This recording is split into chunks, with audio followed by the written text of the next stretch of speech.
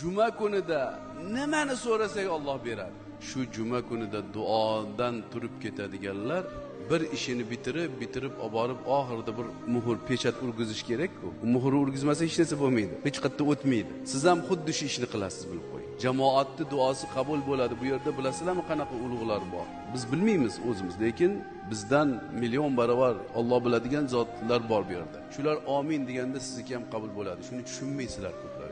Yuguraverasizlar. Duo qilmagan bandani Alloh yomon ko'radi dedilar Rasululloh. Ba'zi bir chala mullalar jumadan keyin umumiy duo qilinmagan payg'ambarimiz davrlarida dedi. Rasulullohning umumiy hadislari bor, jamoatning duosi qabul deganlar. Eng yaqin farishtalar ham, yer, osmon, shamol, tog' hammasi juma kuni qo'rqib turishar ekan, qiyomat bo'lib qolmaydimi? Shunday ulug' kun ekan bu.